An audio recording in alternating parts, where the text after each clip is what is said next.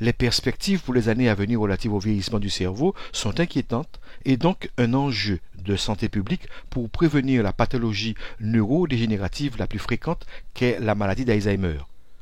Au cours des séances de travail intégrant l'Ayurveda, médecine traditionnelle indienne, il a été bénéfique pour les participants aux ateliers de faire le point sur les troubles de mémoire et agir sur des émotions comme la dépression, l'anxiété et le stress. Les classifications de cette maladie, donc il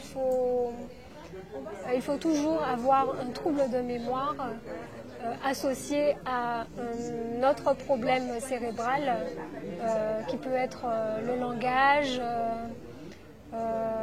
des problèmes sur les gestes de la vie quotidienne, la reconnaissance des proches, des objets personnels. Dans cette étude, donc, il y a différentes disciplines qui ont été mises en commun, donc à savoir la neuropsychologie, mais aussi de la psychothérapie et l'Ayurveda, la médecine traditionnelle de l'Inde. Donc avec ces différentes grilles de lecture, cela permet d'avoir des pistes très prometteuses, que ce soit au niveau de l'alimentation, l'hygiène de vie ou les plantes médicinales. Cela permet de soulager les symptômes qui sont associés à la maladie. La santé des personnes âgées tient une place dans les travaux des chercheurs face à la population grandissante des aînés.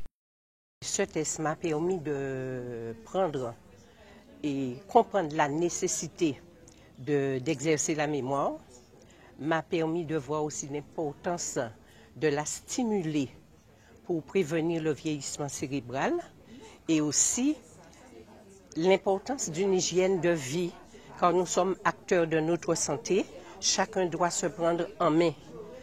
Les autres ne peuvent pas faire pour nous, nous avons à nous prendre en main, déjà par une hygiène de vie, l'alimentation, et puis parce que la priorité des hommes actuellement dans le département, c'est la santé des personnes âgées.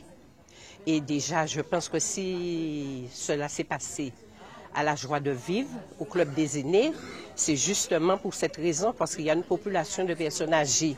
Même issu d'une carrière au cours de laquelle le cérébral était sollicité en permanence, on ne se sent pas épargné par un vieillissement du cerveau. En tant qu'ancienne intellectuelle, je sais que je fais beaucoup de mots fléchés, beaucoup de mots croisés, je lis beaucoup chaque soir. Mais quand je regarde, il y a les grands chefs d'État qui sont Alzheimer, donc je me pose des questions. Depuis le test que j'ai fait, je fais un peu attention à ce que je mange. J'essaie d'éviter certains aliments, je mange à des heures régulières. Et puis surtout, j'essaie d'avoir le nombre d'heures de sommeil nécessaire pour avoir une bonne santé.